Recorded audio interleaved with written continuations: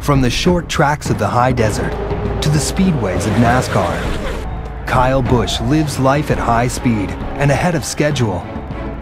Through family personal drive, he became the youngest winner in NASCAR Nextel Cup history. But through it all, Kyle has struggled to create an identity of his own, more than simply Kurt's little brother. This is the story of NASCAR rising star Kyle Busch. This is NASCAR, driven to win.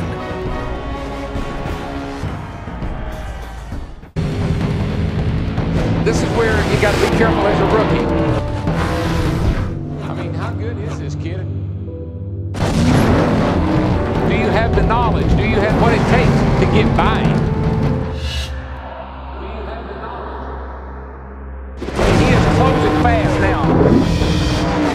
Boy, this is a dream come true for him. White flag, boys, last time. And here they come.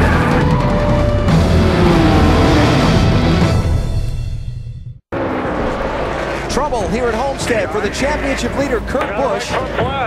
Oh, and he loses the wheel. Wow. Or loses the tire. Kurt Busch in fifth and trying to hang on to that spot. If he stays there, he wins the title. In NASCAR's final race of the 2004 season, Kurt Busch was locked in a furious 5-car dogfight for the Nextel Cup title, a battle he eventually won. Kurt Busch is the 2004 NASCAR Nextel Cup Series champion. By winning a NASCAR championship at the age of 26, Kurt cast a huge shadow over little brother Kyle. Being able to grow up with an older brother than you always have that competitive nature, and you always have that sibling rivalry, really. And to be able to go out there and try to outdo Kurt in everything that I possibly could was something that I wanted to do. In the unlikely racing haven of Las Vegas, the Busch family created an environment for speed. Through the sacrifices of their parents, Kurt and Kyle pursued their racing dreams. That's pretty much where everything got started, really. Kurt and myself, we worked a lot on Duneville Street there, and of course we're able to have a shop. All in all, we ended up working on race cars a bunch, and then Kurt and I would always race each other on a stopwatch to see who could beat who. The Busch brothers have taken sibling rivalries to a new high-speed level. 7 years younger than Kurt, Kyle has always been forced to play catch-up. He was so dead set that he could do anything Kurt could do, regardless of what the age difference was. He was going to catch up, keep up, and there was no doubt about it. I think that's just what you have with siblings, of course, but for him and I, we had more of a friendship, really, that just kept evolving over time. At the age of 13, Kyle followed in Kurt's footsteps to Legends cars, a powerful yet affordable form of weekend warrior racing. Couldn't find any place in California, Arizona, Nevada that would run you as a 14-year-old. We called Salt Lake City, and we ended up finding that racetrack where I could go up there and run my first race. Well, I was with Kurt in the Southwest Tour, and we were in Colorado. Mom knew nothing about this. My dad and I were planning it for a little bit. And Kurt had gotten the pole on Southwest Tour. So I called him to let him know. I go, oh, Kurt got the pole, he's doing really good, and things like that. And Tom goes, oh, well, Kyle qualified 10th. And I go, what? I go, where? I go, I thought you guys were off this weekend. Well, yeah, but we ended up going up to Salt Lake City.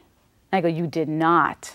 Everybody saw how young I was and came up to me, asked me if it was my first race. And I said, well, yeah, it is my first race, so they made me start in the back. So I started like 25th or something like that, and I came through the field and ended up finishing 10th. And so my first ever race, I got a top 10. He was always the younger kid, no matter what he raced. I think the first time he got in Legend car, he was 12 or 13 years old, raced against guys that were 30 years of age. I didn't see the age problem as a big factor because he had experience. And he was always fast. So anytime somebody's fast, no matter if you're 10 years old or 50 years old, you can learn something from that person. One of the nice things about the Legend car was it was a spec series. The cars were pretty equally matched, so when it came down to what happened on the racetrack, it really showed off the driver's talent. Kyle was a natural. When they were younger, it was hard. I mean, it was very scary, and not knowing what's, because of the experience. Success came quickly and decisively. Under the guidance of his father, he discovered the delicate balance of pushing his car, but not too far. He knew that if they brought it home in one piece, even if they only finished 5th or 10th, they could improve it. If they wrecked it trying to get the lead, then they might miss the next race. So that was just part of the deal when you race without a budget. I got to thank my dad for helping me put this motor in this morning. It was kind of a late night deal last night and an early one this morning, but we got it done, and we got it done fast. I was the main one working on my car. Dad made sure of that in order to put it back together so I wouldn't try to, not necessarily would I try to wreck again, but it would teach me a lesson of a little bit more maybe patience or something like that. Once I got into the race car and started driving, it was a little rough at the start.